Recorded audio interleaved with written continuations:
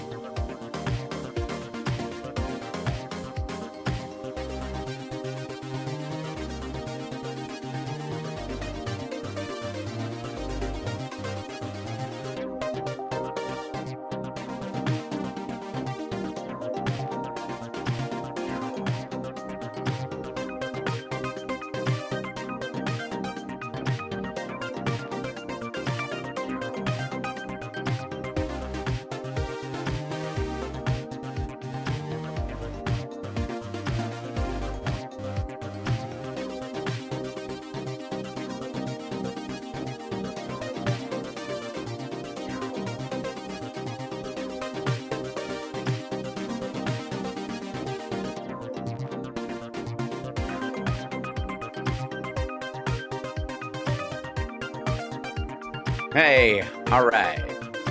Fade the music out. Let me see. Fade that out. Good morning. Hi, everybody. Welcome. Thanks for the new subscriptions. I'm quite happy to be here with you this hump day. It has been a fascinating 2 weeks in terms of the growth of the channel and the growth of the show. I guess they're the same thing. I don't know. It depends on which one we're talking about. But hey, Wes. Good morning, everybody. Hi there. Hey, Kimchi. Good to see you, Sarah. Carl, Andrea. Thank you guys for being here. And I'm sure you guys have seen a bit of an uptick in certain types of trolling lately, and it's and so I don't, because I spend most of my time doing the show. I'm not really dug in on the insights part of a YouTube career or a Twitter career or any of that stuff. because some of these folks, I gotta say, like the YouTubers that have like the 11 million subscribers and manage to crank out 2 like hypercut video game compilations a day. I'm impressed, guys. I'm really impressed. That's like, because that would, just doing that, just playing those games during the day would feel like a maddening waste of time. And I like video games, but I would feel like so frustrated with myself if that was my career and whatnot. I mean, everybody's got their own thing. I'm not crapping on them, but it's like they spend all day doing that. And then I guess another, whatever, 6 hours cutting videos down from 4 hours into a 3-minute comp. It's wacky, like how they manage to pull it off. And then if you listen to any of them or watch any of their shows, because I'm always learning, where they talk about what they do on the practical side of doing a channel like this or something, to turn it into a real thing. It's a lot of work. It's a lot of crazy work. Liberal Dan, ask Midas Touch, ask all those guys, like the tracking your insights and all that kind of stuff. It's just, not change the tone of the channel from usual to food again, but what's your bone broth recipe? Tested positive last night. Feel like I got hit by a truck. Oh no, Doc, I'm sorry. Remind me of that. I will get to that in a moment after I finish this thought. But anyway, so I've been going through a bunch of, and I'm sorry you don't feel well. I know the feeling well. Yeah.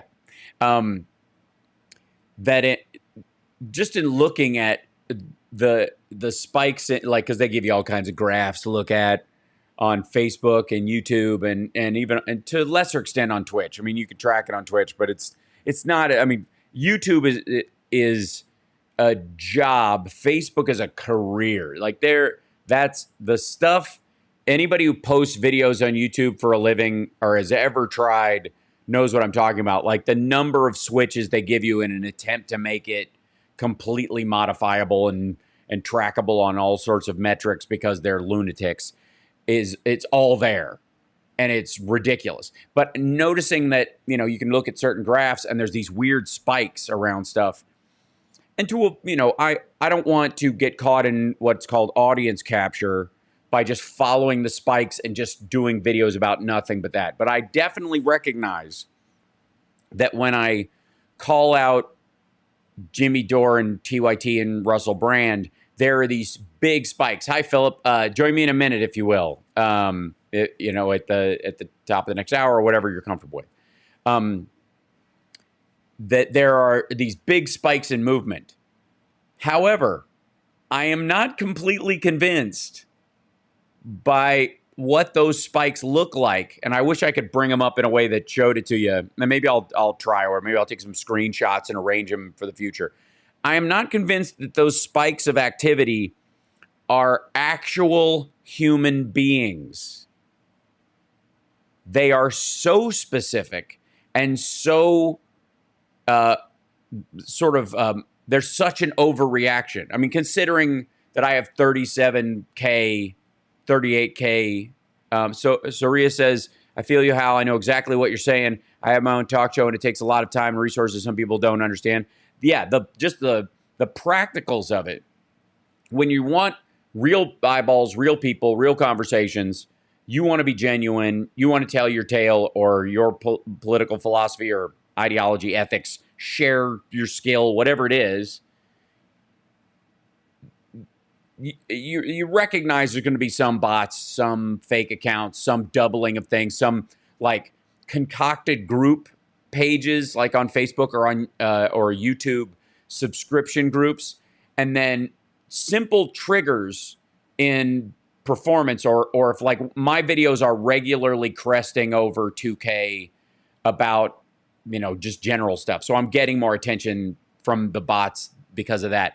But when it comes to calling out what would be the more effective attacks, the people who actually will mute the vote this fall, who will slow the roll, when dealing with those folks, that's when I see the most bot activity. That, and I mean, there's some Russian stuff, but honest to God, like that was a spike at the beginning when I first started using the Ukrainian flag on the morning show. For whatever reason, like that was enough, whether I talked about it or not. Like they had a visual algorithm AI tracking any use of the, anybody who gets more than 1,000 video views and has a Ukrainian flag or any of that stuff, twink, total spike. Thanks, Kenneth. That was really fun to be on Steph's show. So it's, I really do think like that was one of the most fascinating things is like looking at it visually and going, this ain't people. Was bots, the good ones running all the algorithms to create and sustain, drive spikes in profits. I agree, Bike Shop Guru. This is the internet as we know it could not actually exist without algorithms and bots. It's not, and these aren't the kind I'm talking about. I'm talking about like self-reinforcing chat bots or just watch bots that are like, it's almost like little pre-warning drones that fly in and go, all right, keep an eye on this guy or keep an eye on this woman or keep an eye on this show. And if they step out of line too much, then send in the troops to start typing. And a bunch of them, a massive amount of them, I mean, look at any channel with 5 million subscribers that's relatively new with less than 1 million regular viewers. Makes no sense.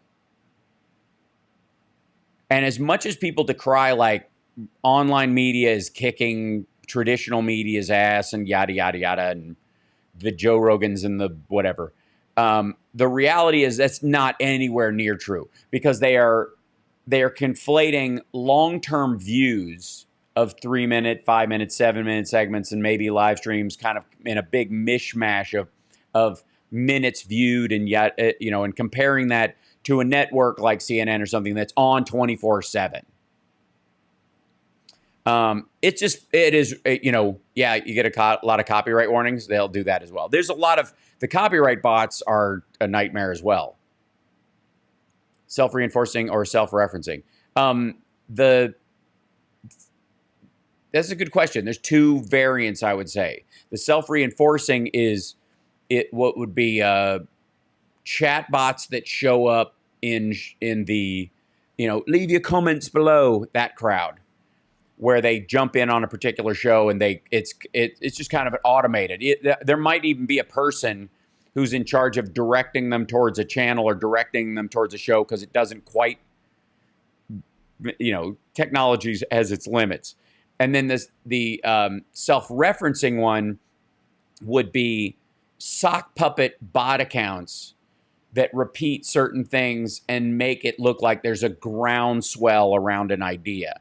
And media buys that probably more than anything else. By the way, you're watching HAL Sparks Mornings Mega Worldwide. It's a different show than our normal show. It just is. And because for some reason my iPods have croaked this morning, I've got to use a different set of headphones when we get when Philip joins us in a little bit. Some people have no idea how difficult it is to be a creator. Surya, I think the fastest way for them to find out is when they think it's easy and try it. And I've enjoyed a certain amount of success growing this channel over the last couple of years because I just basically left it relatively stagnant. I wasn't working very hard at it. I was just using it as another outlet for the CPT show on Saturdays. That was essentially what it was for. And a couple of times in fits and starts, I was like, I should do something with this, but I never really committed to it the way you have to turn it into anything. And during COVID, in the first, I would say 4 months afterwards, I went to school about this stuff. I watched every video on like how to make a big YouTube channel and how to grow your followers and how to do it, like, technology that what streaming service works, it's how I found Restream, it's how I used Ecamm on for guests and the stuff, like those kind of things, just studying it all the time and trying to improve on it. And because I was like, this is going to be a serious thing, at least for a few years, until live entertainment and production gets back on its feet in any kind of a reasonable way. And so I dove into this shit, and that, and it's doing very well. Like, I'm on a very solid organic arc. I'm very happy about the numbers that we've had. It's nice. And it's interesting because I didn't buy 500,000 subscribers or do any of those kind of tricks that people do once they clear a certain hurdle. And trickle them in, which is what they do. They'll buy 500,000 and they enter every 30 days, like 20,000 people will start to pop in and it'll look like artificial groundswell. People do that, whatever. But it's going to cause those bots I'm talking about to attack at a higher rate. It's going to bring about that kind of, technological attack very quick, and it will exaggerate the purpose of those bots or the actions of those bots, because they will, whatever their purpose is, whether it's to sell stuff in your chat or whether it's to direct people's ideology in another direction,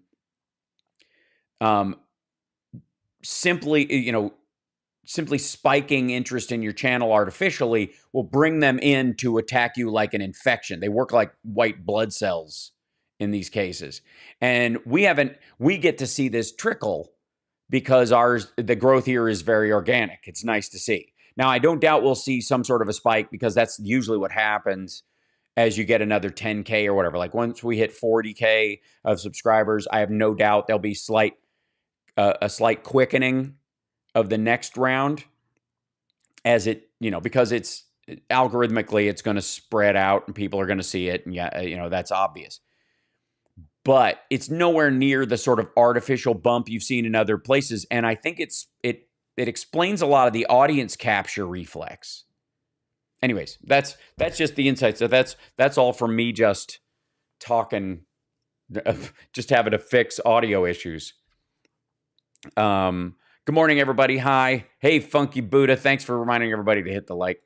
The other thing I was watching, and this is why I think I got caught up in it, was I was like, why the hell does everybody constantly tell everybody that's in their chat to give the video a thumbs up, beyond just subscription? Like, I would think that subscription would be the important part, and the idea that you would physically interact with your computer or something would be less necessary. Now, I think it might be their way, not of saying, wow, you've got engaging content, so therefore people are giving it the thumbs up. But if you have these watch farms that they have in India that watch videos to raise their numbers artificially, there's no one there to give it a thumbs up. And so that's how sometimes the algorithm can make a distinction between something with like heavy watch times that are fake and heavy watch times that are actual people. Because I always look for the obvious argument for what the solution to this thing might be. Of course they want advertisers to know that real eyeballs are watching this, but it's also going to have a secondary use or it won't last. No technology, no social movement, no, fashion choice lasts unless it has at least two primary functions that are valuable to the person that is engaging in them. The old joke being that, yarmulkes cover this part of your head and the Jewish men tend to bald here first, and sun can cause cancer, and Israel's in a very sunny place. So over time, covering your head and localizing it to just the important parts becomes a very practical thing. So you can minimize the whole, and those of you that saw Biden went to the Holocaust Memorial in Israel today, He was wearing a skull cap. As a Catholic, he was wearing a Catholic skull cap. It was interesting, not a yarmulke in its traditional sense, which is curious. And I mean, it's just a fascinating difference. But anyways, that uh, nice arms. Oh, thanks very much. I've been known to move around to be sure I be here, even make appointments so as not to interfere with my HAL fix. Shadow Woman, thanks so much. I try to make it worth it. I mean, the morning show isn't the afternoon show, and I know I can get a bit rambly. And I mean, we just got into like how to make eggs the other day, and it was almost the entire show. But sometimes that's okay. In a perfect world, we would be able to engage like this without having to feel like we were putting out forest fires constantly on a political front. Right? We could, believe me, I love, and many of you know this, I love political wonkiness. I love wonking out. I like going through the details of a bill and arguing whether, tactically or in terms of a material solution, whether it's going to be A, effective, and B, will it have any unseen effects that might counter what we're trying to solve. That fascinates me. It's why I read the ACA. That, and everybody was saying nobody read it. And I was like, well, okay, I guess I will. So I wish we could get to a point where that's what we were talking about and we could have a good, I think I could make that entertaining. I'm fairly certain I could make, my case for a multi-state single payer versus a federal single payer system entertaining and fun. And I think I could convince you of its effectiveness. Pretty sure. Makes note to get yarmulke to cover bald spot. It's not. It's a smart move. If golf caps are a modern forward modification. So tired of the politics of both country and the world. I know. And that's why, by the way, I think it's important to be able to have fun during the political discussions and dealing with these very serious issues. Because just because a few words are used to lighten a subject does not mean the subject is taken lightly. Jokes are incredibly important, even about the most sour and awful and difficult topics, because jokes allow us to get out of the actual physical fight of it and back away from the conflict in a safe way, in a healthy way. Humans have developed humor, and there's a reason why cops and coroners and nurses and doctors and even ministers often have a gallows humor because of the seriousness of what they deal with. It is a necessary thing to be able to joke about the awful in our lives without, as a way of making sure we don't disengage. Because if you stop being able to joke about things that make you uncomfortable, ultimately, your nervous system will have no other choice but then to avoid that thing entirely. If you can't joke about it and you can't physically confront it every time it affects you, and most things that make people anxious are macro in nature. They are world problems or societal or interpersonal in a way that you cannot, to borrow the Republican parlance for their feelings about governance, hold it underwater. You can't overcome it directly. No single movement will overcome it. So joking about a constant process is some of the way of letting off the pressure that allows you to continue that constant process. It's valuable. Just saying. So, and this is, thanks, Dave. I agree. Never, not once, not ever. And I would like to see him try. I really do.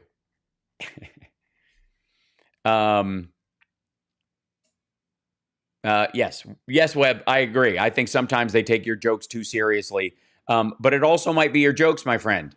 One of the things I have mentioned, and many people have seen my act over the last little bit, and I have covered every topic in my stand-up that everybody says you can't talk about. I have made direct references about all these things. And I have yet to be canceled or have anybody get genuinely offended at anything I've said or the fact that I'm even bringing the topic up. Not once. And I'll tell you the main reason why. You ready? Because I'm funny. Because I don't talk about the topic in a comedy club unless I can make that topic funny. If it just is a lecture about my values or I'm arguing a point, it doesn't belong in a comedy club. Unless your jokes are really funny. And the heavier the topic, the stronger the jokes need to be to hold it up.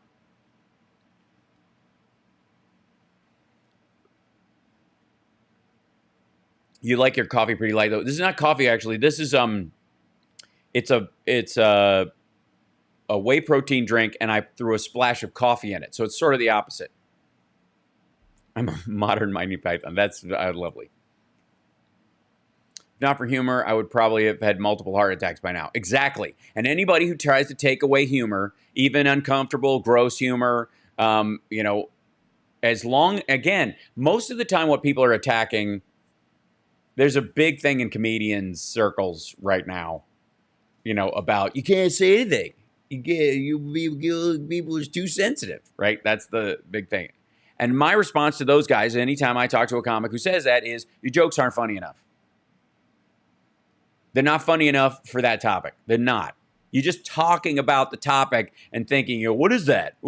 People, am you kidding me? Like, you can't, you're a professional, you're standing on a stage. You can't use the same language and kind of just abstract annoyance that you use in general conversation. It's not enough.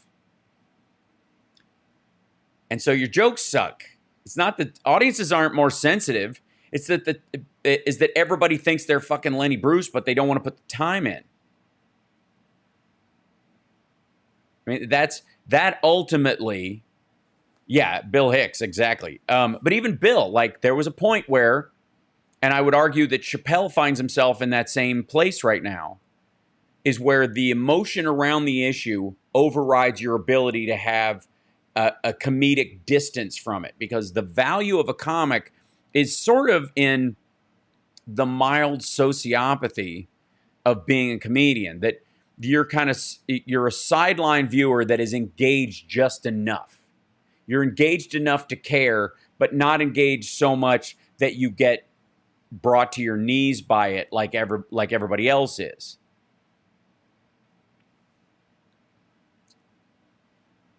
What about the handicapped man from In Living Color TV series, funny from the 1990s era? I would argue that what you're talking about from In Living Color is their argument that show is about people's discomfort about handicapped people, not the character itself. But again, that would be a situation where the jokes in your, I guess from how you wrote, how you feel about it, that the joke wasn't funny enough to deal with what they were trying to address. It isn't the topic that's the problem.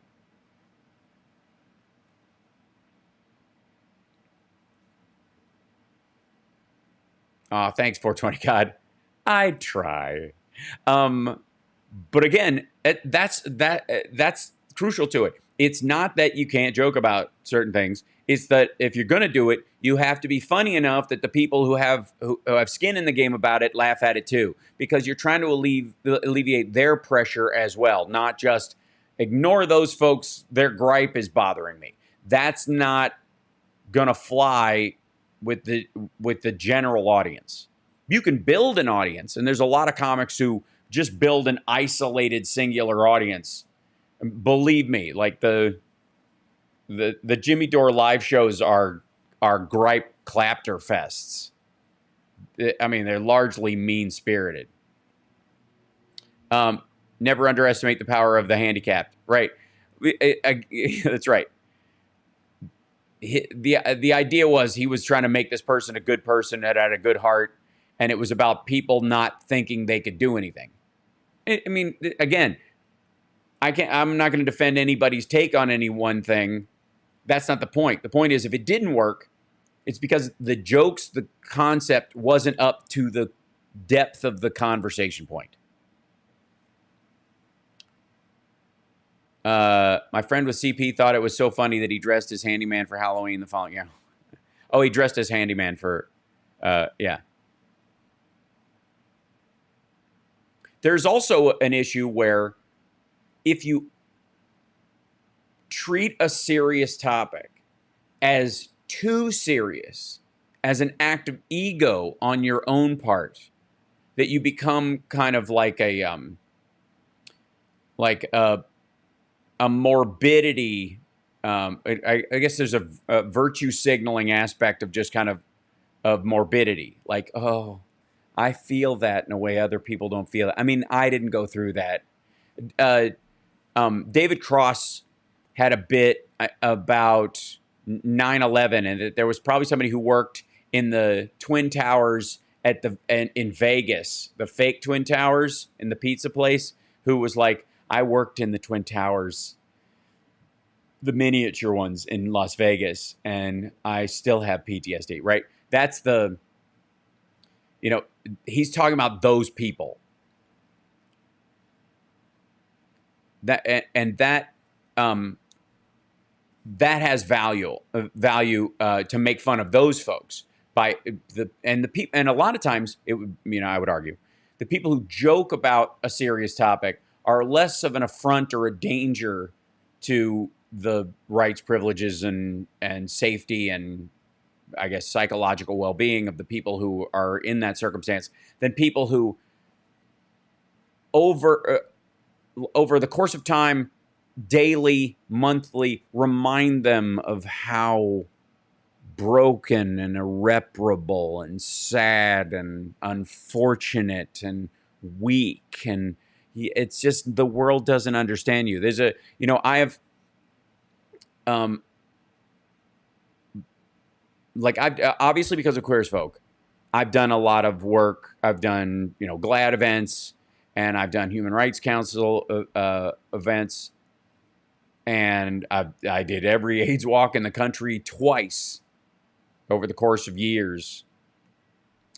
And there are ways that these organizations are crucial to the survival and safety of the LGBT community and are integral to their legal protections.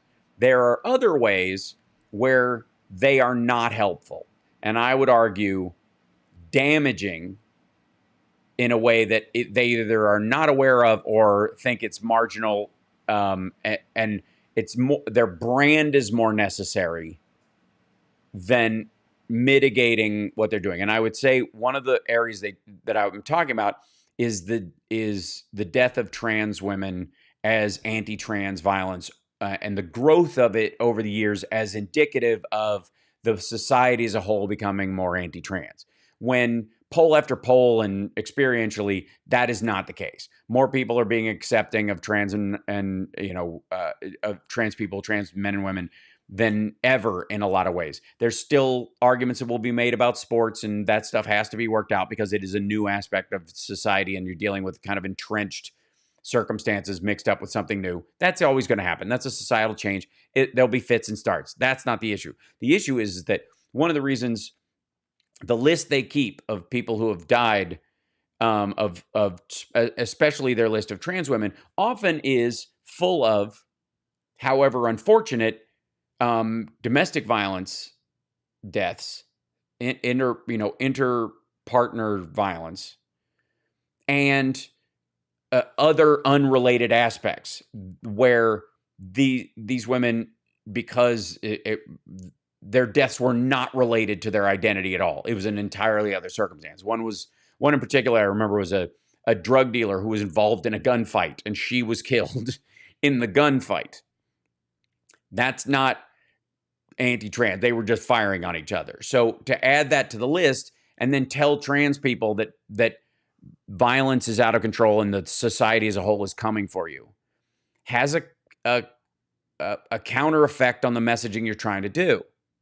It basically is a constant reference that you're unwanted, you're alone, that violence is increasing. Look at the statistical numbers. And when it goes from 8 to 12, and they're, in a year, and they're going, there's been a 50% rise. Those kind of things. That's when the biggest killer of trans women in general and trans people in general is suicide, the one that you can manage. I mean, beyond all the things that take all of us, the one aspect of it that adds to it is, suicide. One of the things that drives up suicides is telling people that they're unwanted, that they don't belong, that the rest of the world doesn't want them. And it is a form of partner abuse that people are familiar with, where a partner will tell their mate that that I'm the only one that cares about you. The rest of the world hates you. They want to destroy you. Everyone, they might be smiling, but what they're really thinking is you don't belong. And if you tell, it's one thing when your enemy tells you that or your opponent tells you that, because you can write it off as somebody who you fundamentally disagree with. It is wholly different from when a person that is allegedly your ally and who cares about you is telling you that. And so the languaging around that has to be, I think there needs to be more awareness of how they language these things, because the spike in these deaths, all of this needs to be dealt with when it happens, absolutely, and a solution must be found to make people feel more safe and integrated in society, no question. But if you're telling those very people as their friend that the world is surrounding you, the world is out to get you, I understand you, I want you to live, I understand what you go through, but they. Well, I got news for you. No matter who the they is, there's always more of them than there are you. And so the idea is that who's a member of the magic they now? And so everybody you see, are they judging you? Are they, you can argue that that's been part of the conversation about racial justice over the last couple of years. That there's a rush to show support and to push back against obvious racist forces, that there's some that are essentially going, there's a permanent form of racism that's just everywhere around you, and everybody is looking at you, whatever your color is. They want, and I'm sure there's even folks on the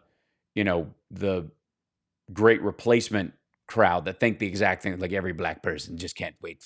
They just hope you can't have a baby. Like that kind of, I'm sure that there's that conversation. I don't know those people, so I don't interact with them. But I have seen the ones where it seems like people are trying to convince black people or Asian people or Pacific Islander people or Native people that every white person they meet is like, well, I'll let you be here, but the minute you turn your back, I'm going to try anything I can. Like which is a fucking absurdity. And if that message works for anyone, it works for the racists. It helps them. I'm sorry, Robin. I just saw your message in there. Yeah, I'm, and by the way, I'm not going to. I was reading the Twitch chat over YouTube today. I actually wasn't reading the chat. This was just a rant. So just for the record, and it all mixes together. So I don't differentiate. I get a homogenized version of the chat from all sources. Chip, what are you doing? What are you doing? Psst. Where are you going? He knows he's in my eye line. He's over on the cabinet, and he's like, I'll go climb up here, and then I'll knock something off, and he'll know I'm hungry. Milk was a bad idea. I love my drag queens. They saved my life, literally. That's good to know. I also think, though, that the drag queen story hour thing is ridiculous. I think it's insane and silly, and you don't have to incorporate children into adult behaviors. You just don't. I mean, yeah. And we're not talking about, by the way, like impersonators. That would be a totally different thing.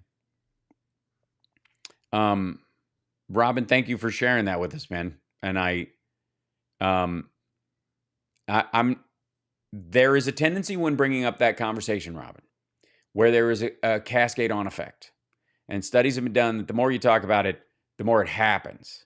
And it's one of the reasons why society avoids talking about it. not because of the shame, but because of social contagion. So I want you to know that, because I had a similar situation to yourself many, many years ago when I was a teenager. So just know that I'm hugging you right now. And that's where I will leave it, if that makes sense. And anybody who's watching this later and doesn't know what I'm talking about, fine. But happy hump day, for the record, to everyone else. Welcome. Glad you could be here. And Doc. So bone broth. I mean, pretty much if you get marrow bones, you can roast them. Like you spice them on either end, salt, any kind of like steak rub you have, you can kind of drizzle them on either side of it. You bake the bones in the oven for like 450 degrees for 15 minutes or so. Depends. I always just keep an eye on them at that temperature. Watch for them bubbling, because that means they're hot enough. And then once you eat the marrow, then you put the bones in a pot and you just kind of slow heat them with some salt and some other stuff. There's plenty of recipes online, but it's such a process. It's like usually takes me about 24 hours. It just sits on the stove at a low heat and just kind of cooks. You can kind of you can test it as you go along. It'll be hot enough where it'll be healthy to taste. Yeah. Yeah, I eat the marrow first. Yep. Because some of it will survive in there, but a good portion of it will still be in there. Yeah. Sounds like a job for a slow cooker. Absolutely, Aloysius. Yeah, if you have a crock pot, it's I guess the best way to do it. Most of those come with a bone broth. Yeah, bones are as expensive as chicken breasts because of dogs. Oh well, yeah. Except at the grocery store, they don't know what to do with them. So a lot of times you'll find them frozen, like at the bottom of the meat shelf in a corner. How I love bone marrow. It's delicious. I mean, there's a lot of good health benefits to it as well. Yeah. Do we have? Hold on. Is Phil in the thing? Let me see. I don't have my headphones in, so I wouldn't have heard him calling in if he was there. Is he? Phil, are you in? Hold on. That's my bad. Because I don't have that screen up. 1 second. Nope. He'll be in a minute. We're good. I just wanted to show you my. Let's. Lots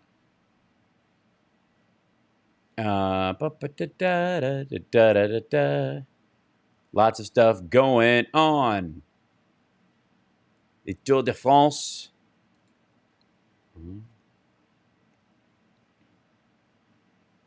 92% of Democrats said they would vote for Joe Biden if he'd run again. Yeah, that is true.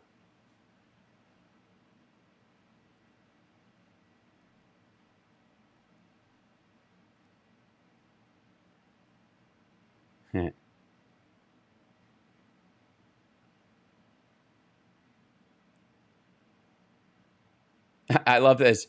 By the way, hold on 1 second. Let me show you something. If I may, I got to open this, and then I got to go to preview mode, and then I got to go to this, and then we go to here, and then I got to move this over here, and then I got to blow this up so you can see. Okay. If this is not an example of talking about like the ability to like joke and speak freely and be like a normal person. There he is. Hold on 1 second. Philip, I'll bring you in a second. I want to show you this real quick, and then we'll do this. There you go. Journalist, Mr. President, what's your message to Democrats who don't want you to run again? They want me to run. Read the polls, Jack. Got polls showing 92% of Democrats would vote for me. Fact check, false. That was the news.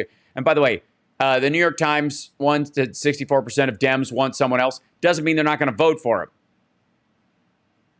Again, 40% of those just want somebody else that does the same stuff that goes for it. They don't dislike him. And the other 20% are like Bernie bros who didn't like him to begin with. So who cares? And even those folks, are they going to vote? Probably not. But this is the fun part. Sleepy Joe, they want me to run. Read the polls, Jack. Got polls. not his name. Look at this. What a dick. Like, how stupid. He knows it's not his name. He's talking about, like, that's like saying Buddy. Hey, his name's not Buddy. All right. Fucking hell. All right. Anyways, welcoming to the show right now, my dear friend, Philip Ittner. There he is. Hold on one second. Hey, guys. Hey, how are you? There we go. And I'm going to, let's see, I need to run the audio for myself out where's my, try to do the mic somewhere. Oh, yeah. There we go. I think I should be able to hear you. Can you check for me? Pretty sure. Yeah. There you go. Sounds good. Yeah. Welcome. Yeah, totally. I thought we'd do it indoors. We're having a rainy day today, so I thought I'd come indoors. That's not a bad thing. That's, it's quite lovely. Everybody, welcome Philip Ittner. Philip is live in Kiev right now. Normally has the market with all the pickles behind him, but not today because I woke up hungry and he doesn't want to do that to me, and I appreciate it. And we're all worried about our probiotic health, so the Ukrainians have that nailed down. Obviously, everybody in Ukraine has good gut bacteria. That's the one thing we do know. Now, Philip, much has obviously happened in the last little bit. I posted a picture, and I'll see if I can bring it up, that the Ukrainians posted, which showed the number of shells hitting inside of eastern Ukraine from the Russians a week ago, before the HIMARS and before they struck the ammo dumps. Yeah. And I'll be damned if like a week later there's like 7. Is that the satellite imagery? Yes. With the fires burning along the river? Well, no, there's also one that showed impact missile hits, like that they track the actual hits, because they do keep, they've got it's kind of like those gunshot alarms that they have in some neighborhoods in the United States, which we can use more of, I suppose. They have a similar thing in Ukraine that, when a shell hits, it kind of ticks off a thing. That's dropped off immensely, and it checks against those wildfires or those impact craters that they can count visually using satellites. Huge drop off since they hit those 21 ammo depots, and now apparently tell everybody about well, they hit a major one. They hit a huge one overnight outside of Kherson. Right. Novy Avodka, I think, is the place where it hit. And it was, it must have been a major depot. And it was an enormous blast. Of it. Yeah. Enormous blast. The Ukrainians are claiming that they also got a general. Yep. In that hit, that there was a command structure there, that they also took out another general, which would put them well into, mid-teens for dead Russian generals. The Russians have started with a propaganda campaign in response, saying that there was a fertilizer plant there. I don't think those two things are mutually exclusive. Right. But the Russians have started to be much more proactive with saying that the Ukrainians are hitting civilian targets. Yeah, that's it. Yep. That's not that's a heck of a thing. That's fertilizer. Yeah, there's more fertilizer in the story they're telling than there was in that. That is nuts, and that was one of the more like kind of exposed ones.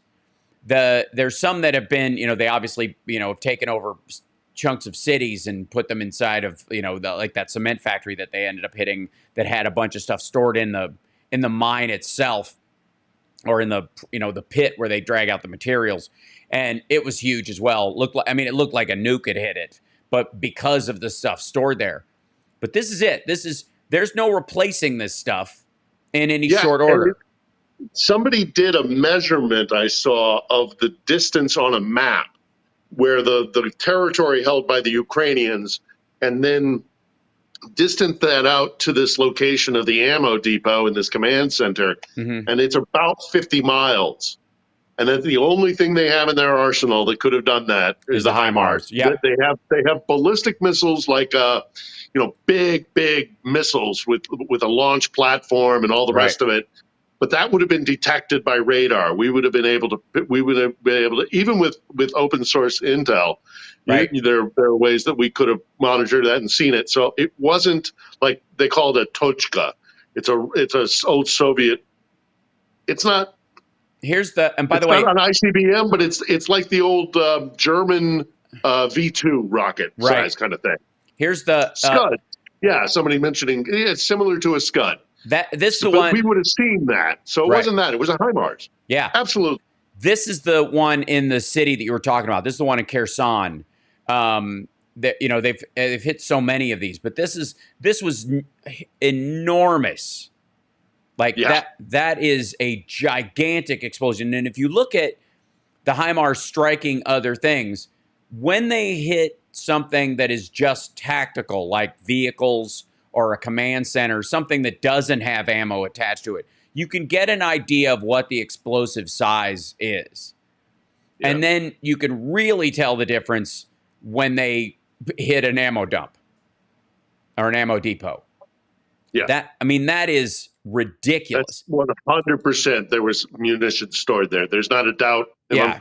But then, look, there are absolutely 100% Ukrainians behind Russian lines sussing out everything. Yes. Absolutely. Citing for them. Yeah, here's yet another. I'll show you in a second. I have a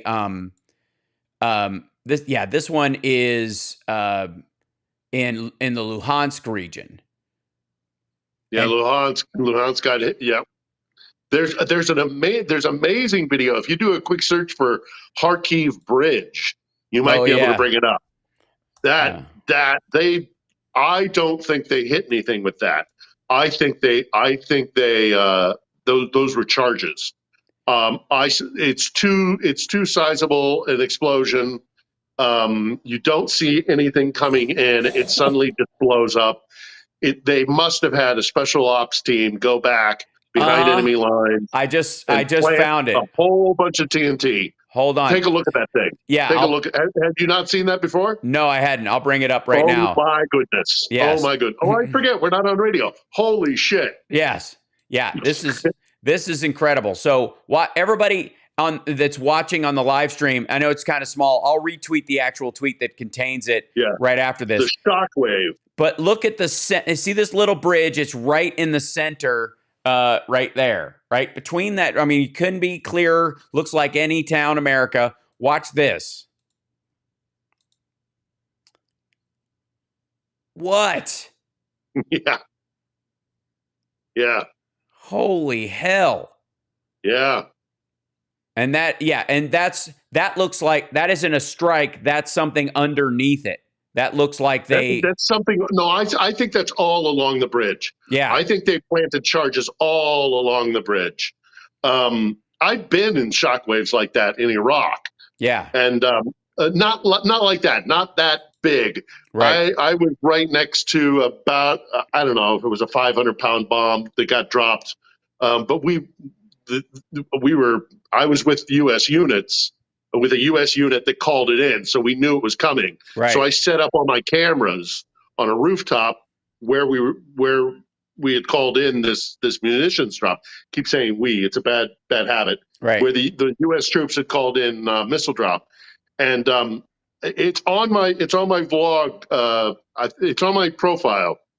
It was Talafar, I want to say, but anyhow, that is a weird sensation. That vibrate, you really recognize. We tend to think when we look at something like that, we tend to think that it's the explosion that kills you. Oftentimes, as much as anything else, it's the shockwave. It's the vibration. You can even have on really big explosions, you create a vacuum, and the vacuum then collapses. And the air gets ripped out of your lungs, and oftentimes, not to be graphic, but your lungs come out. I've seen what that does to people. I've seen the aftermath. It's awful. Awful stuff. On a lighter note, this is a shot of a We, Russian. we war correspondents, we get that gallows humor you were talking about exactly. earlier. You have to, or We you'd do lose that you'd lose your mind. This Yeah. is a Russian truck that was trying to cross a bridge that was already blown up. Yeah, I love this video. This The picture. It's a still, isn't it? Is it a picture? Yeah, it's Is a it still. a video or a still? It's a still. I think I've only seen the still. Yeah. Yeah. He just, all he did was he was trying to get, he was like, I can make it. Just ridiculous. The, let's see. And I mean, most of this stuff is it's pretty fascinating right now. The number of ammo depots that they are hitting. And that is precisely and the fact that the fact that the Ukrainians are advancing along the lines in Kherson, as opposed to what they're doing up in the Donetsk and Lugansk in the northern Donbass, because it looks like they've stopped. It looks like they're stopping, and we don't know if that's because they have expended all of the operational pause, or an operational pause, or whether or not their ammo dump and their supply lines are being hit by the HIMARS. Right. But one way or the other, the Russians have stopped outside of places in Donetsk, in Sloviansk. Yeah. And they're all concentrated up there, and the Ukrainians are taking that opportunity to make a push on Kherson, but I don't think it's the full counteroffensive quite yet. No, agreed. By the way, the defense minister came out in the last 48 hours, 36 hours, and said that they intend to mobilize 1 million people, the Ukrainians do, in their counteroffensive. I mean, they have the capacity to do it, but I think that was for public consumption more than anything else. I also think it was to make the Russians nervous, because that's and the people on the actual soldiers who don't want to be there in the first place and are having a tendency to turn tail and leave their units. You raise that prospect when you know your numbers are dwindling on your side, and there's talk about nearly doubling theirs. I mean, it's got as much kind of psychological impact as it does on the material output. I don't doubt, though, that they're going to raise their numbers by at least 200,000 in that process. Oh, yeah. Also, this is that video we were talking about in the beginning. It's like a NASA satellite imagery from July 1st to the 12th. This is them striking inside basically, you can check the river on the right-hand side over here. There's like a white line. That's the river. Think of the Russians as behind that line, and they're firing into that into the area where the Ukrainians have control, and it just dwindles as soon as the HIMARS come in. The only ones where there's any growth is down in the south, because they've only got 4 of the HIMARS so far, and they've been going after the Donbass region, and so some of the ones that are down near the Black Sea are from the ocean. These are from boats. But it's fascinating. How fast it's working in that regard. And we're not talking about ticks. We're not talking about troops in combat.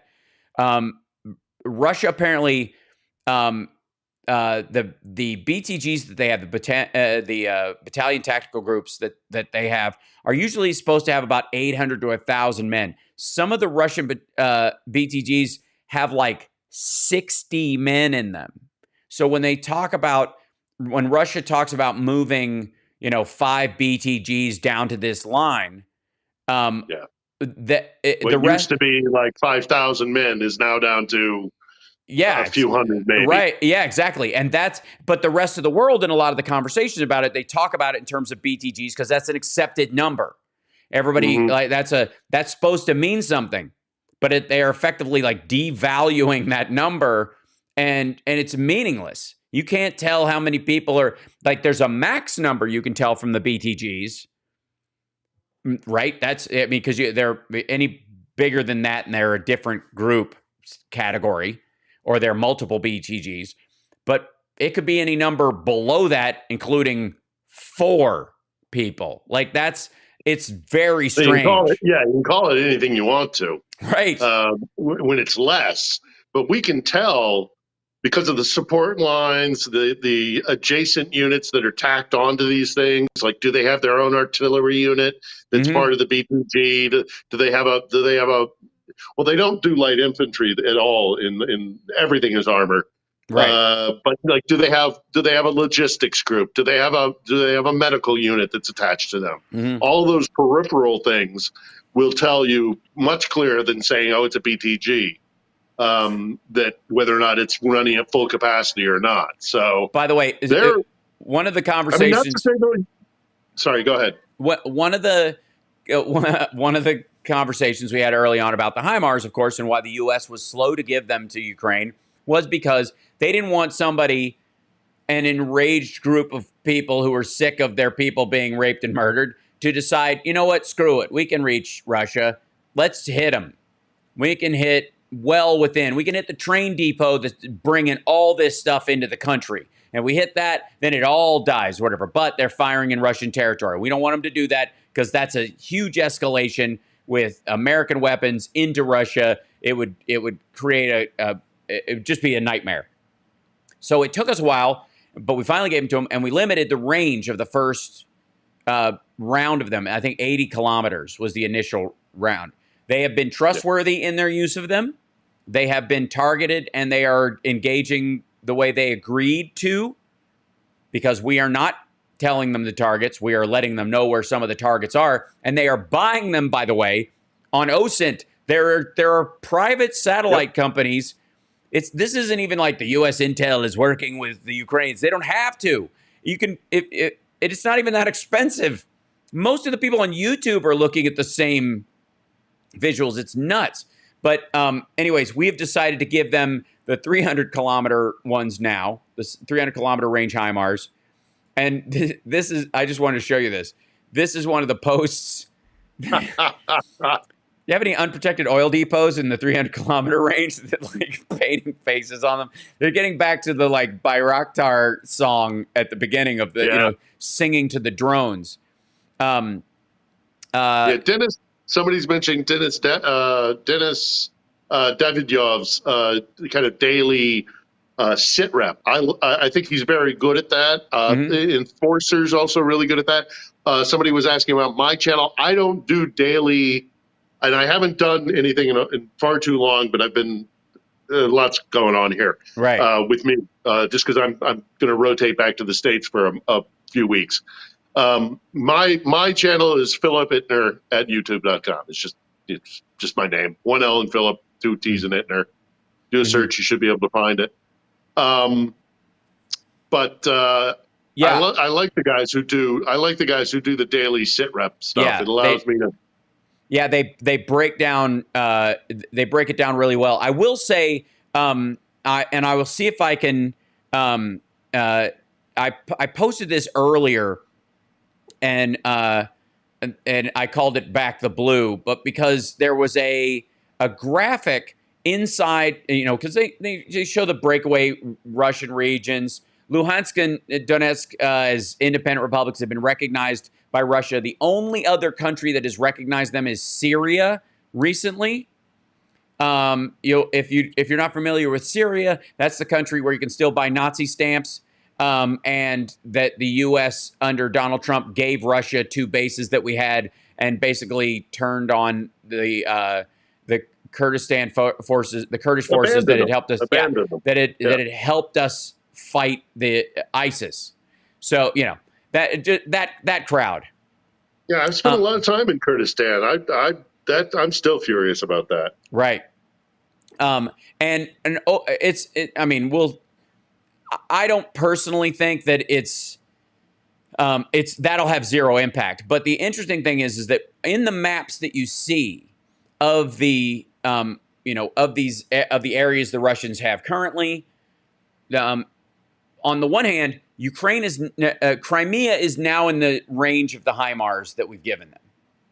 Not just because they've got the 300-kilometer ones that are coming, but because the ones that are, that they already have pushed into the Kherson region enough where they could actually reach them without getting within artillery range of that area. That's the trick. Keep them outside of artillery range and shoot past them. That's what's going to happen.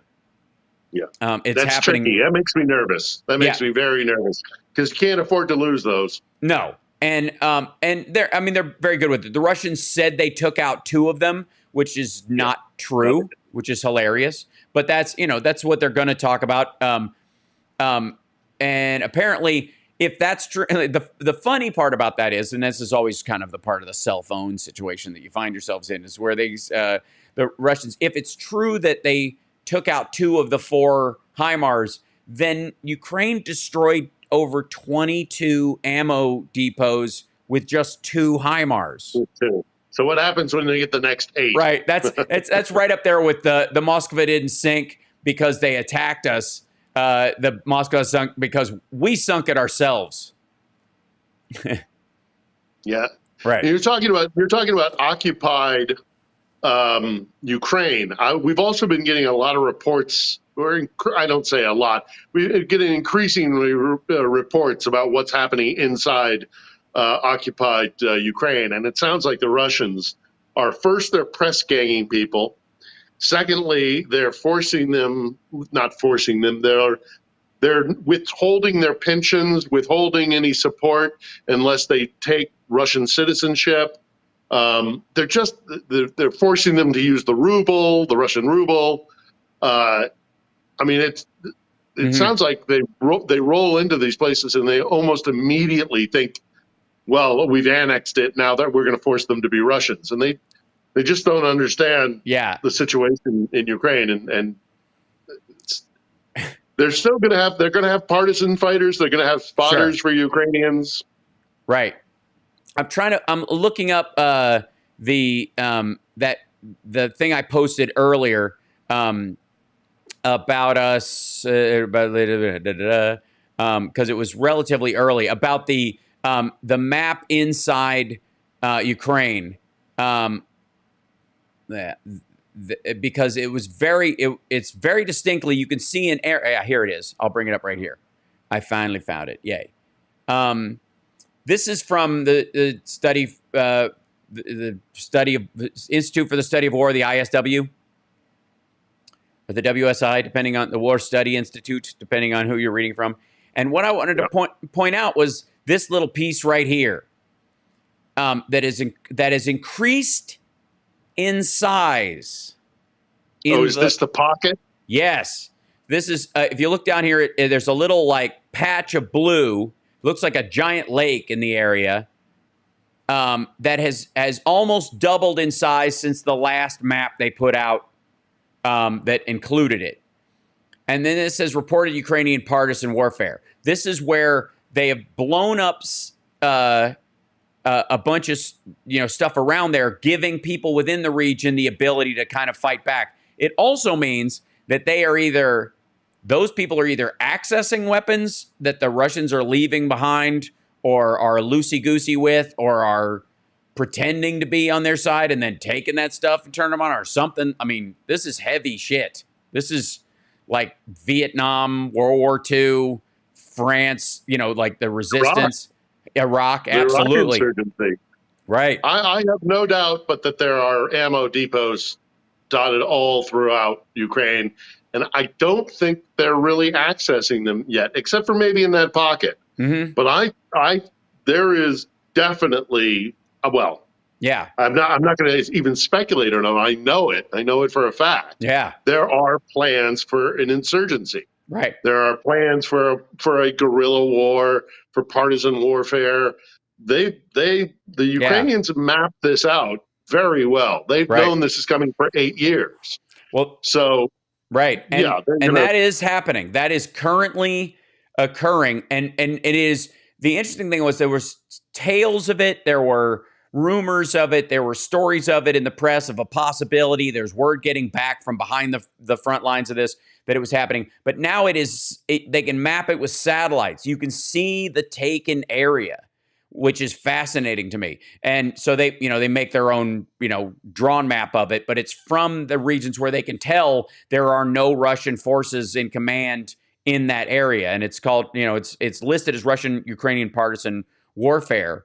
But effectively, it's just reclamation forces from the inside behind enemy lines, which means, again, they are either getting access to this stuff from the Russians there or from depots and taking that stuff, or somebody is able to actually feed them stuff by getting in there, either in these stolen Russian vehicles. I mean, Russian communications is so terrible right now. I would not be surprised if trucks could just drive through as long as they have the Z. Like nobody's, it's their land, it's their territory. They right. know how to maneuver. Right. I think that's entirely possible. Small arms, maybe explosives, things like that. I can absolutely see them bringing in larger systems like actual mortars or fighting vehicles. I don't think they're getting those, but they might be taking them over. Mm-hmm. The important thing is just to remember that even though the Russians are advancing in certain areas, or when they do advance, for example, the problem they're going to have, and it's just not going to go away, is the fact that they're on enemy territory. They're on occupied territory. Right. And even the pro-Russian elements out in the Far East, they're not solely speaking the dominant force out there. So well, and they've evacuated them a bunch as well. So they've had to take their own people out of those areas because they've also treated them really crappy. Right. The Russians, when they rock up, I mean, we know for a fact that they are press ganging people. Yeah, we know. I mean, I say we know it for a fact. We have an overwhelming amount of information coming out of that region where it's like, if you are between the ages of 18 and even like 50, if you're a male out on the streets, that you could go out for a loaf of bread, and you're not seen for weeks because you're grabbed. That's like stuff from pirate movies. that are being waylaid or shanghaied, right? Was the is the term, but the idea that you were just like conscripting drunks in bars, like you just fall asleep and wake up on a ship. I'm taking the Queen's shilling. They used to go to bars and people would be wasted, and it'd be like, "I'll buy another round. Here's the Queen's shilling." Yeah. And they'd go, "Okay, well, you're in the Navy now." Right. Oh, God. But that's like 18th century stuff. Right. And it's the 21st century. And the question would be to our to the trolls among us and the people who are somehow clamoring for the destruction of Ukraine. My question to you is, why would you want that to be the dominant situation in your life? That's it. Why would you want the legal system that has Brittany Griner or Alexei Navalny? Why would you want the oligarchical system? Complaints about income inequality in the United States being what they are, you still have legal recourse against these folks. That doesn't exist over in Russia either. And the other thing is, if you, to a certain degree, if you ain't Russian or at least loosely genetically Russian, Slavic in nature, you're not on the team. I mean, they haven't gone full Nazi with their discussion of it, but that is a racially homogenous country. By and large. Yeah. I mean, I remember when I was living in Moscow, there was a market behind this shopping complex that had movies that would oftentimes have English subtitles. Mm-hmm. So my friends and I would go there to kind of get a movie fix. But behind that movie theater, there was a market run by Central Asians, Tajiks, Kazakhs, Kyrgyz, and the Moscow authorities would sweep through it every three weeks or so, every 3-5 weeks. They would just go through, crack a bunch of heads, grab a bunch of money, force people to give up their goods because they were not ethnic Russians. They were Asian. Right. They were Central Asians.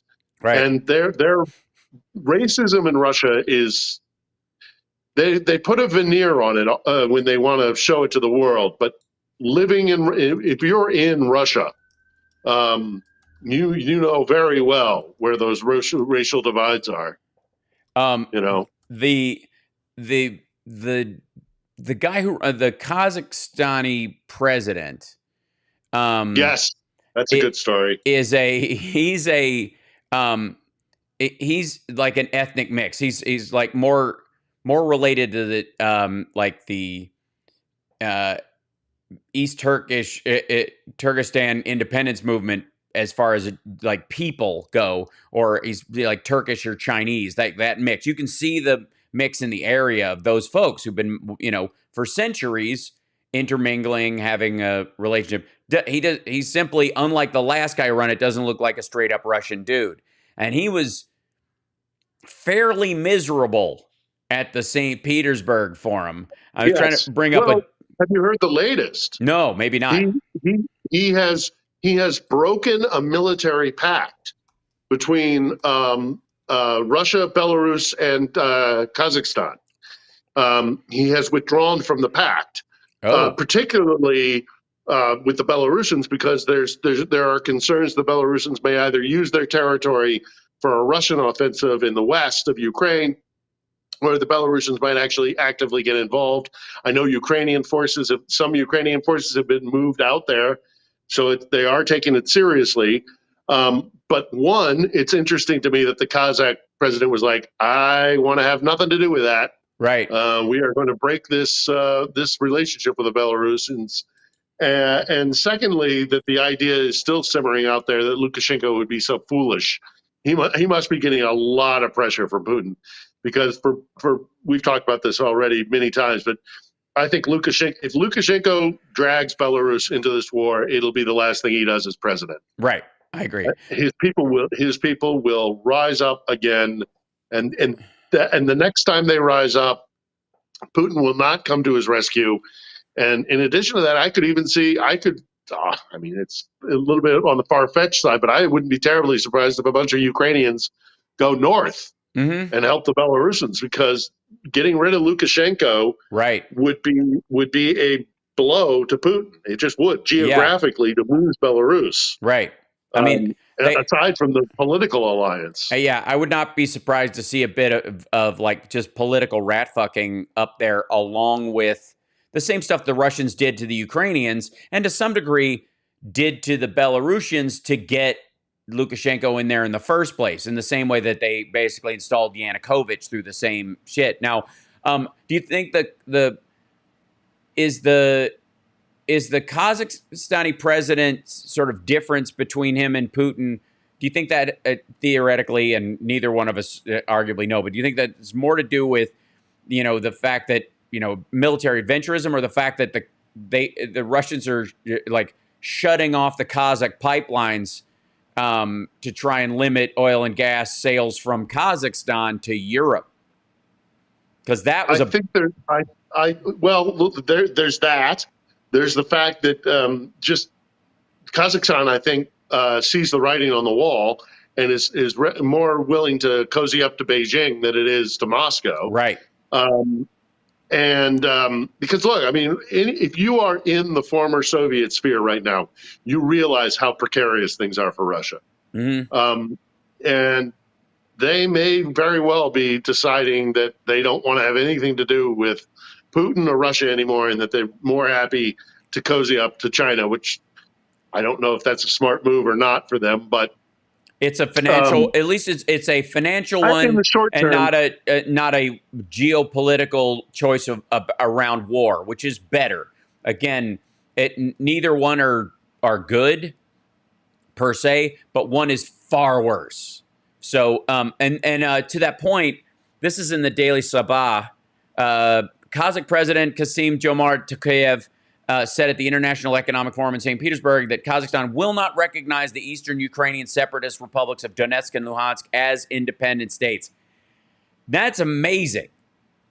I mean, that is because everyone in Moscow has thought of Kazakhstan as a satellite state for a long time. They had the guy they had in charge there, who, when Tokayev took over, was supposed to put him as the head of the Security Council or whatever. He just They just whatever arrested him after.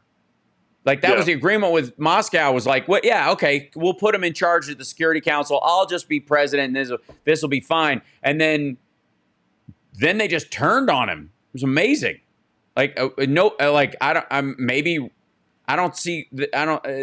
was no lead up where Russia seemed to have seen this coming. This seemed to be just totally catching them off guard. Well, Ukraine is doing a lot of damage to their power base. Right. They've been shown to be not as well. Screw it. They've been shown to be a paper tiger. They've been shown to be a bunch of bluster, and they can't. I mean, they can't take Ukraine. Now, they can't take Ukraine for a lot of different reasons, and it's not just the fact that they're incompetent. Right. Or they've been hobbled by their own kleptocracy. It's also because the Ukrainians are putting up a hell of a fight. But this territory is not. There are parts of it that are strategically very good for defending, but ultimately, if they had a functioning military, they really should have rolled through here a lot easier than what they did. So a lot of other people who are looking to Russia with their prestige of the past are suddenly realizing, oh shit, they're not who they say they are. Right. And if that's who's got our back, what do we do?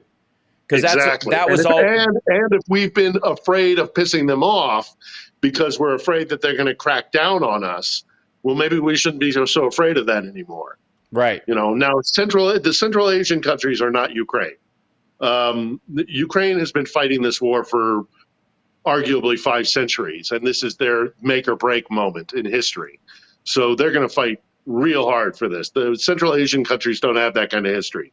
You might want to equate it with like Georgia, who was part of Russian colonialism, and they've been, but Georgia is a country of 4 million people. It's teeny. There's, but a lot of people who were cowed at the idea of Russia like chucking its influence against them, right, are going to now start second guessing now. Right. I mean, we'll have to see what happens, but they're not what they claim to be. So what this is related to what I was talking about was that let me show you something real quick. So this is in Kazakhstan. Ex-security chief arrested as Kazakhstan presses crackdown on unrest. This is when the Russia sent in a few troops, and it seemed to be a bit of a muscle move more than it was to actually help them put down the unrest that Russia was saying was U.S. forces messing around in there. Now, why would they sort of say that? Well, one of the reasons is, let me go here. When he took over, the guy that was originally was president moved to the head of the Security Council, and then his family was just, they broomed everybody because of corruption, classic kind of Putin-style oligarchy. This guy was just basically given Kazakhstan to run. Now, I'm going to show the next page. I'm going to show everybody. This is these are all from Reuters, but the story's pretty ubiquitous across all these fronts. That this dude, again, not necessarily what somebody in Russia would consider on Channel 1 would consider the exemplary genetic Russian, is part of their problem. This is Tokayev, the current guy running it. Here's the biggest fear that Russia has about Kazakhstan. They're doing a constitutional reform plan. He's setting up a constitutional democracy in that country. This is the lesson that Tokayev and that Kazakhstan is taking from Ukraine.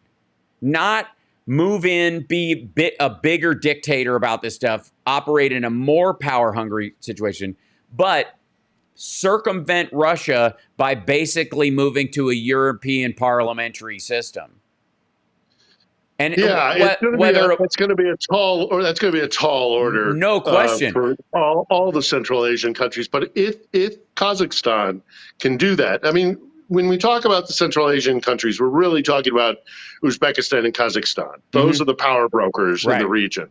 And and Kazakhstan's the biggest, and Kazakhstan's really the biggest. Yeah, they could supply Europe, especially Germany, with the same amount of gas that Russia has been giving them at a higher price than China will pay, because they've been selling it to China and largely because of Russian control, trying to keep that going the other direction, so that the puppet state aspect of Ukraine and getting the piped gas through Ukraine. Because again, beyond all the bluster and racist crap coming from Putin, this is also primarily a resource war of the old guard. There beyond minerals, there are also transit and the existence of oil and gas. This all became important in 2012 and 2013 when oil and gas was discovered off the coast of Odessa and that region around Crimea in the Black Sea. Huge deposits, some of the biggest in the world, and Russia went, mine. That's all that's about. Like, I mean, beyond the fact that they have a lot of other problems they feel like they would have been solving. This is the same. This is Trump saying we should have kept the oil. That's what Russia intends to do. That's him there. He's parroting Putin in that nonsense. But the fact that this is even a conversation in Kazakhstan is ridiculous. And the other nations will follow suit. Right. Tajikistan, Kyrgyzstan, they'll all, if Kazakhstan really does break free from under the thumb of Moscow, there's every chance in the world that the entire Central Asian region will just say, we're going with Kazakhstan. Exactly. Screw it. Kazakhstan's President Kassym-Jomart Tokayev proposed constitutional reforms to limit the powers of his office. I mean, really. Good for him. In that region there used to be a guy. Oh God, why am I gapping on his name? Oh, come on now. Yeah, is it Kyrgyzstan? Where he wrote another book of the Quran. He used to have a golden statue that would move around and follow the sun. Right. That was the kind of mentality of these guys in Central Asian republics.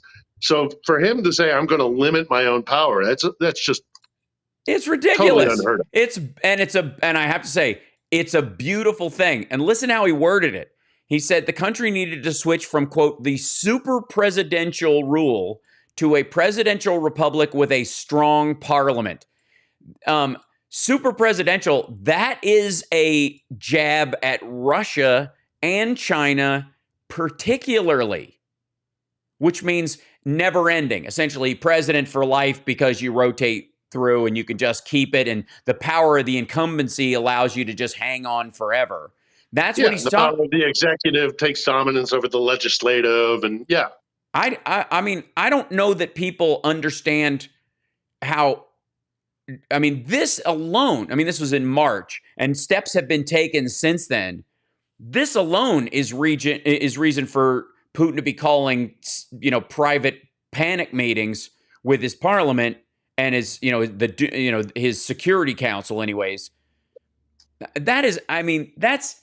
I'm sure the GRU and the FSB are busy little bees down there right now. Right. They may not have the means to back it up with proper military power, but you better believe the intelligence guys are working overtime down there to try and stop it. Because of Ukraine, absolutely. But because of Ukraine, you can't back it up. What normally the Russians would do is they would destabilize for a period of months, maybe a year or two, and then they would bring it to a crisis. Right. And they would say, our ethnic Russians are under threat. So we have to go in there and protect them, and then they move the troops in. Right. Yeah, but they're not able to do that right now because of Ukraine. I would argue that it seems like they were trying to do that, and maybe it was because they knew they were in the lead up to actually conduct the Ukraine war in the beginning of this, when they had that special military operation in Kazakhstan to put down unrest over there. That very well may have been them fomenting this thing and thinking, we are going to roll into both of these places. That the dude that got put in took out our guy and then put him in jail for corruption. That can't be allowed. And Ukraine, we're like, it sounds like the kind of ego you hear on Channel 1 was in the early planning stages of, of this. They were like, yeah, we can do all this at once. They really did believe it. Or at one point they sent some folks down there and they didn't get the response or the fear that they had gotten from, say, Georgia or Chechnya. Who have they fought? Who have they fought in the last 20 years since Putin came to power? They fought the Chechens, who gave them a proper fight, and really that did not go their way for a lot of time. They fought the Georgians, which is, as I say, a very small country, passionate, really strong country. Very capable and a difficult place to fight because it's up in the Caucasus Mountains. Well-trained troops, but I mean, if they really had wanted to, they could have crushed Georgia in 2008 far more than they did. Then they fought the Syrians. They have not fought anybody who could really give them a fight until now.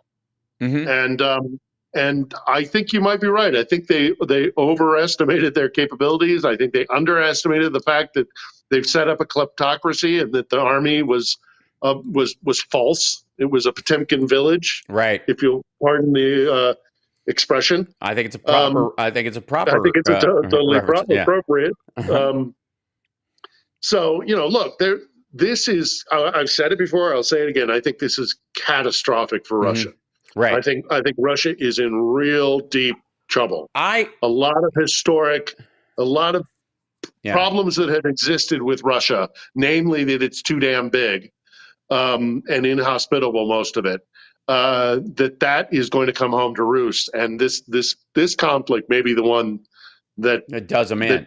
I think so. It really does. It is 100% possible that this is an existential threat for both sides. I mean, we have, there's been some back and forth, especially for the Ruskamir apologists on, the far left and far right, and who are basically like, well, that's how you get shit done. That crowd.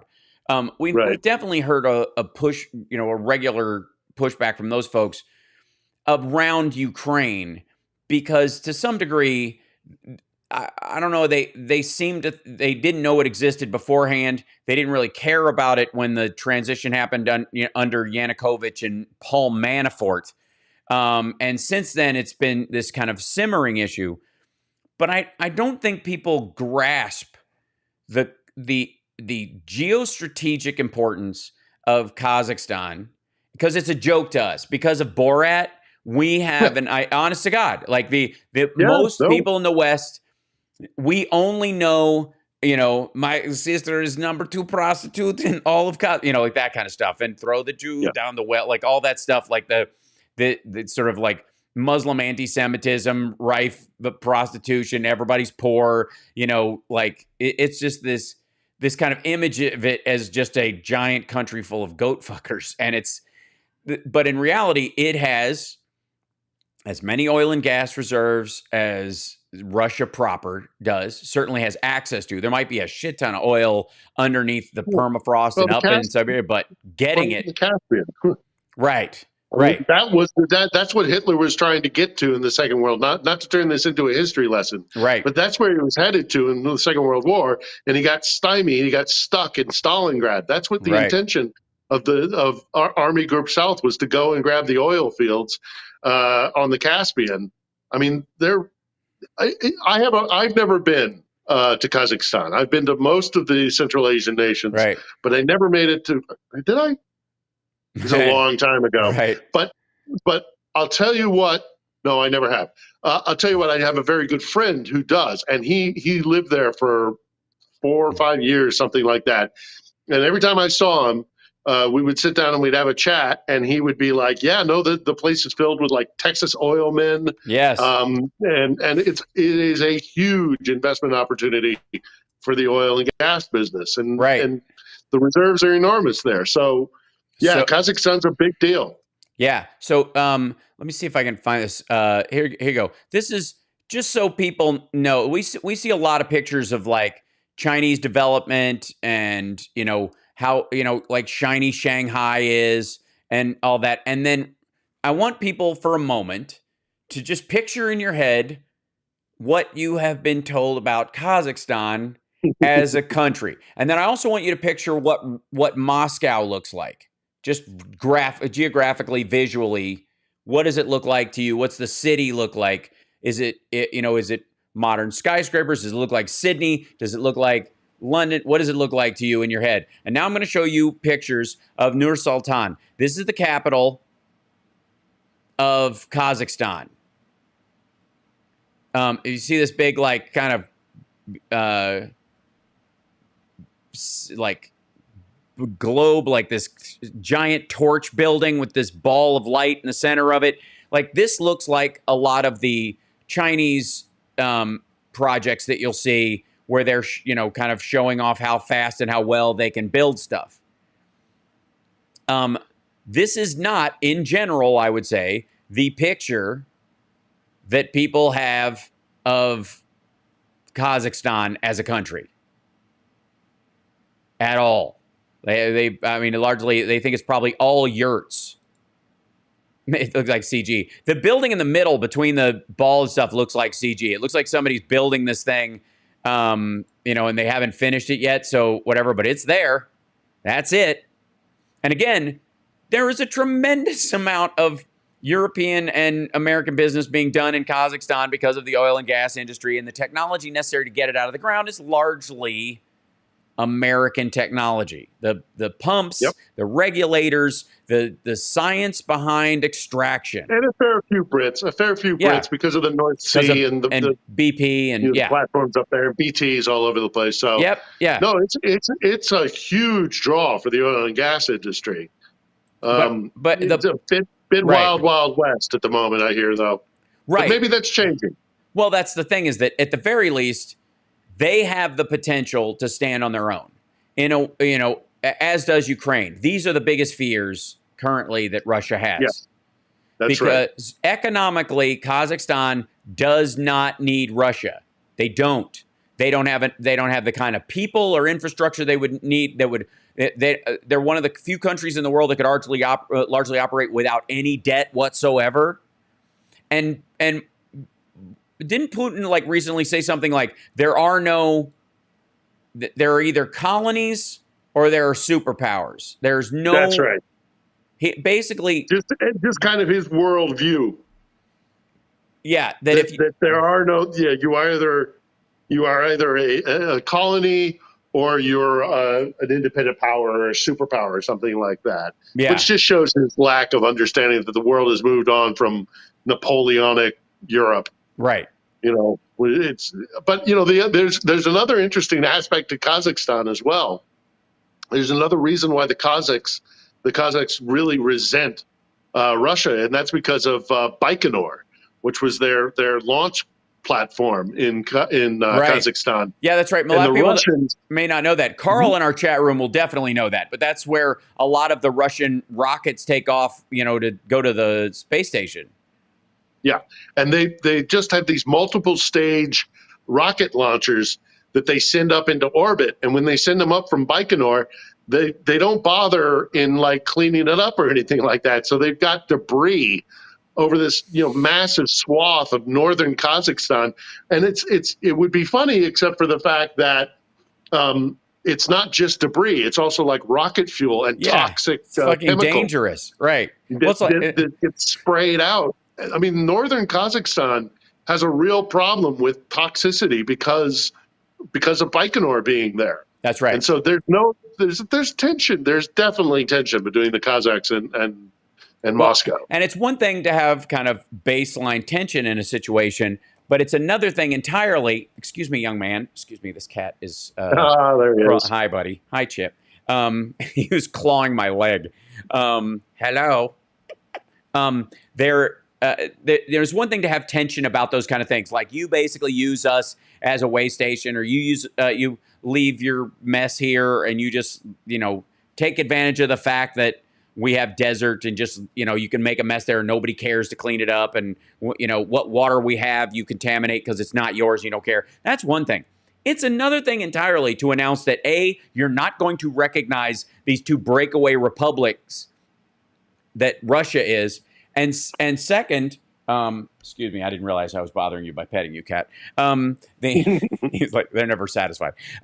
It's another thing entirely to say we're going to move to a constitutional government based on a parliamentary system with regular elections for president, and we're going to move away from the super presidential system as a direct middle finger response, to Putin. middle finger to Moscow. Yes. Well, on the other hand, and we've talked about this many times, there's an intrinsic problem in the Russian system of governance, and that is this: everything is a zero sum equation. Right. There is somebody wins, somebody loses. Power is vertical. It's always vertical. It's always headed up and ultimately going to the top dog, and that is the guy in the Kremlin. And so, if you are in the satellite area, if you're a colony in Putin's ideology, then you only serve one purpose, and that is to feed the beast. And I might put my apparatchiks and my governors and my potentates out there to kind of keep things bubbling over, and I'll keep them happy, but screw the rest of the country. Don't care about that. You're meant to feed. It's feudalism. It's basically feudalism. Yeah.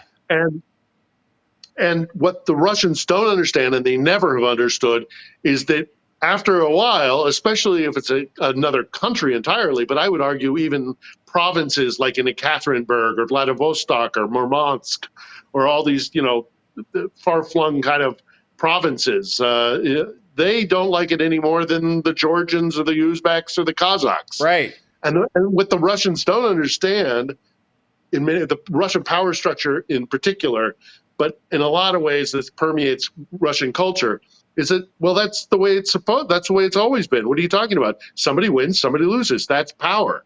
That's what power is. And so they really genuinely think that, like, I have had so many conversations with my Russian friends about, in particular, Georgia, but also dives often Ukraine or the Baltics in particular, where they're like, "Oh, you don't understand. They loved us. We took care of them. We did so many projects when we were the Soviet Union. We built up their countries. We did this. We did that." And then you go and you talk to the Ukrainians or the Georgians or the Estonians, and they're like, "No, fuck those guys. Right. Fuck those guys. They took everything from us. Yeah. And when we said, hey, we don't like it, they killed us." Right. There's hold on, let me see if I can I blow this up? Yeah, I can. Hold on. There's one of the things that, again, this has to do with like China's take on this and the relationship between Kazakhstan shifting away from a dictatorial super presidential system to a parliamentary system in all fairness and yada yada, and the importance of them to not just to Russia but to China as well. This is a map of the Belt and Road Initiative. This is China's baseline. It doesn't show the top part. There's also a big line that goes around Japan and over top of Russia, which is like gotta make Russia nervous as hell. But if you'll notice, considering they forget Colombo and India, part of Pakistan, this Iran part. Even down as far as Djibouti. They're going to have to go from Jakarta straight to Djibouti. They're not stopping in India. Now, all those deals are dead. Everything on the southern part of this thing down near India and around the bottom, those deals are all dead. They're not happening. India is effectively in a water war with China, has been for a long time, and they were trying to play nice for a while because China had all the factories and India had a lot of people that needed a lot of stuff, so their import needs were important. Now, because of pharmaceuticals and other stuff that are made in India, there's a huge shift in what outsourcing the world is going to do. They're going to move it to Vietnam, and they're going to move it to Indonesia, and they're going to move it to Malaysia, but they're also going to move bigger factories of that stuff to India. Get used to that idea. That's what's happening over the next 10 to 12 years. If they don't move it home, that's where it's going. And so India's not going to let them just port stuff around and be a part of that process and undermine it. And they're actually closer to here. And they'll have to stabilize Pakistan and Iran. And the Iranian-Saudi war that's coming is a whole other conversation for all other time. But if you look at from Xi'an and all that stuff, if you look at in here, look how much of the Belt and Road Initiative that deals with Russia directly, that isn't over here in, in the Mongolian territories and up into, Siberia, goes right through Kazakhstan. Even the stuff that breaks away and goes, south again, carries through Kazakhstan because it's the safer territory. There are 4 main lines that break off right, by the way, out of Xinjiang. And the border of Kazakhstan and China, Xinjiang that's the region. And the re-education camps and the genocide against the Uyghurs that's happening, that's where it's happening, in Xinjiang. Here's the other problem. On the other side of the border in Kazakhstan are a bunch of Uyghurs. That's where they come from. And they are ethnically closer to the current president as a people than they are to anybody who has ruled the place since the Soviet Union existed, as far as who their president is. That's a huge shift and a tightrope walk for China right now. So that's why you'll see a lot of they hire influencers and tourists, fake tourists to come down there and go, there's no genocide. And they do all these videos about it. It's ridiculous. They're thriving and lovely. Partly because they need to, if Kazakhstan moves to a parliamentary system, the Uyghurs are going to have a parliamentary seat. Yeah. And Europe has none of the problems in terms of relationships with the ethnic minorities or the people in Kazakhstan at all that China does. Europe is not currently, and hasn't since World War II, engaged in the racist extermination of an entire people. And they're not about to start. And so sending if the gas can go left or right, which direction are you going to send it? Who are you going to send it to for the same price, or maybe even, if you're selling to Europe, slightly more? And so the changes that are happening in Kazakhstan are directly related geopolitically to Russia's failure to take Ukraine. I'd also like everybody to notice that the line out of Moscow that goes into Poland and then Germany and all these other states, if you'll notice, and breaks up and is part of the BRI, that's most important to their connection to Europe, that doesn't go through Turkey, which is they have their own problems, goes right through Ukraine. That blue line, straight out of Moscow, straight through Ukraine. Directly across. That is China's plan. And if Russia can't do business with Ukraine, and the world has separated themselves from Russia, or isolated them, that murders the BRI's biggest, its biggest artery to Europe. I don't know. So the idea that China's going to back Moscow in this is long term is absurd. They're playing nice with them because they need the rest of this stuff. And they still think Russia's in charge of Kazakhstan. It's just this part, when I dive into this stuff, it blows my mind. This war is going to change so much about geopolitics. Everything. Yeah. This is the most important. I am glad that this is my last war. I am done with war.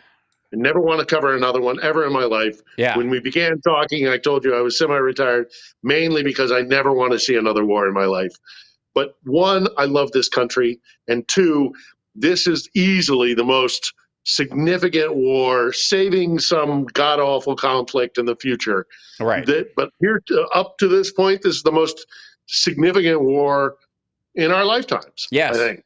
Oh, no question. And it will change. This is genuinely going to change both the geopolitics and the direction of countries and the borders of countries, more than World War II. It will trigger it. It will take time. Right. It will trigger it. But again, it's going to change the balance of power in Europe. Yes. It's going to change trade routes globally. It's going to change. It is going to have a huge effect on one of the world's greatest powers, Russia. Yes. And that will have global ramifications. It's no wonder both sides are fighting as hard as they are here. Yeah, this is not a little like dust up about No. territory in Mm-mm. in eastern Ukraine. And Nope. and in many ways the US and NATO support for it, beyond the kind of purity of supporting a country that was attacked wantonly and with total disregard for human life. Even beyond that, the sign that we support them in being, by the way, when this is all said and done, their own country. If they want to join the EU, which they seem to want to do, and participate in that, great. But they know ultimately they're going to be an economic powerhouse equal to or greater than Germany eventually, if they're allowed to just operate as a Potentially. normal country for a while. If they can just run without somebody trying to destroy them for a while, it will be amazing. But again, what does this say? This also sends a message to Chechnya, to Kazakhstan, to Uzbekistan, to all the other satellite states. Be your own state. Let your people choose the direction they want to go, and we'll work with you. The rest of the world is waiting to deal with you, to trade with you, to travel, to tour through your country, to let you tour through ours. Like that kind of normal life or whatever it has gained an appeal in the modern era, but has never really had a chance to take off. And it was exactly what Russia was trying to stop. And they have lit a fuse under making it happen. Yeah. Well, I think they sized things up, and they realized that either they had to do this right now, or that they would die, they'd wither on the vine, that they wouldn't be able to be sustainable in another decade or two. Especially Putin's not getting any younger. They're not changing. The system that they have doesn't function on the international stage unless the system internationally changes. Right. So they have been trying for quite some time. Look, it goes back. This is Brexit. This is 2016 in America. Russia had decided that they would lose if the world stage continued to go on the way it is. What we have called the New World Order sort of thing. Right. Which is basically liberal democracy actually getting a true foothold in a post-USSR, post-Cold War globe. They realized that they were not going to be able to compete on that global stage, so they have been trying to destroy liberal democracy for the better part of a decade. And when you see their MO, you see how spread out around the world they actually are. And I'm not just talking 2016 and Brexit. We know that they were giving money to Le Pen. We know, Orban would not be in power in Hungary if it were not for the Russians. Yes. It's all over the place. It's all over the place. They punch. The one thing that you can say about the Russians is that they are a very, very powerful intelligence and security apparatus. Their military has been shown not to be so red hot, but I would contend that their intelligence and security capabilities are still something to be contended with. Talk about a zero-sum game. We got trolls in our chat right now, and I'm sure some of them are Russians. Yeah. I have no doubt, or supported by the Kremlin or the GRU. Right. And the ones that aren't are spurred on by those people and are useful idiots for those people because they think they found a sounding board that sounds right to them about something because they have some other axe to grind because the wrong guy won the presidency last time. So anything that we're doing right now is automatic, that America is awful and the West is awful because their dude should have won, even if it was stuff that the former guy says he would have done in this case, or even worse, which is hilarious because that's one of his other arguments. So, and by the way, we're at the end of the show, and thanks for the great conversation, Philip. We love having you on. I want to remind everybody to follow Philip at Philip Ittner on Twitter. It's 1L, 2 T's, at Philip Ittner. And then, of course, youtube.com/user/Philip Ittner, I think is the easiest way to get to there. Until we get you you go on Network Solutions or GoDaddy or what are those things and buy a bounce through. When I get over to the States, you're going to have to educate me about that. I'm going to be in the States in about 2-3 weeks roughly, and then I'm going to be there for about 3 weeks, part of Right. which I'll be in LA. So you'll have to tell me about some of this stuff. Yeah. Oh yeah. Well, I'll give you a rundown and I'll help you make it happen. Great. We'll build you that part of the kit so we can drive people to your stuff easier. You know, it'll be the Itner Media conglomerate. As long as we get the kit, as long as we keep chatting on the side as well. Yes, I insist. Yes, because I have to keep appropriating your audience, or it's just so fun for me. No, I'm for it. You know, unlike other people, I encourage it as because it has a lot of benefits for humanity, for good people everywhere, and also to kind of, the awareness. Sometimes the ghost of bad news is louder and scarier than the good news you're just not hearing. You know, like what over the hill, there might be some good news, or at least moderate news, or that it's not as terrible as you think. But the constant, like, what if, I heard it's going to be, but then what happens if this goes out? And then, and that's fear is a very powerful emotion. To quote one of my favorite authors, although he's problematic to say the least, H.P. Lovecraft. Lovecraft had an old saying where he had a quote. He said, "The oldest and the strongest of all human emotions is fear, and the oldest and the strongest version of fear is fear of the unknown." Again, I don't 100% agree with that, but I do agree that the fear of the unknown, when you're going into combat, for example, it's your brain makes things worse than what it actually ends up being, at least most of the time, thankfully. Well, and again, but being afraid and afraid of stuff that you don't know what's going to happen, it's sometimes worse than the actual event. Yeah, so that's why getting information and getting it in a palatable way that is balanced and based on reality, as opposed to just stacked hyperbole, or quite frankly, just oddly would balance out your understanding of something and take some of the stress off if you had any idea that this other stuff was going on. It's kind of like looking at inflation here and not noticing the same thing is happening in Europe. And the only reason it's lower there is because they haven't had the wage growth we've had over here. So like once you start talking about that, you don't panic about stuff. You recognize there's real issues and you want to work to fix them and you want the world to be better and you try. But you're not going to you're not racing around the house like a crazy person throwing water on the walls saying the house is on fire when it ain't. Yeah. Look, guys, before we leave, just first off, go see my vlogs. But secondly, thank you for tuning in as you do, everybody. And do not be afraid. Do not give in to the fear. This war is awful. This war is going to go on for a while longer. I don't think it's going to be years and years and years. I don't think either side can sustain that. There is cause for optimism.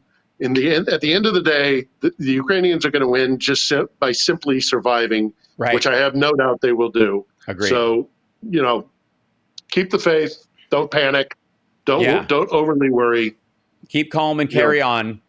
We are not. Keep calm and carry on, folks. That's right. If the Brits could do that during nonstop shelling by the Nazis, I think we can manage when Postmates is still functioning and the job market still has openings. This is again, you want to moderate your anxiety based on reality. So there you go. Appreciate you being here with us, Phil. See you on Saturday? Yes, I insist. All right. We'll see you then. Thanks, everyone. Take care. All right. Thanks. Take care. Thanks. The wonderful Philip Ittner joining us today. By the way, you're watching HAL Sparks Mornings, Mega Worldwide. It's become a regular thing for Philip to join us on Wednesdays and kind of do a catch up, and then join us in the second hour of the radio show. And it's nice because we start. This is what starts these conversations. I don't know that. I mean, I have mentioned the BRI and Kazakhstan stuff months ago. I think even before the war started. In about that time where the Russians sent those security forces over, and we discussed it a little bit. But I don't think that conversation would have come up today if Philip hadn't been on and and we hadn't gotten in that direction. So I would like to congratulate you on a couple of fronts. One is you now know more about the geopolitics of what's happening in Kazakhstan, their relationship with China and Moscow, than 90% of the pundits on television.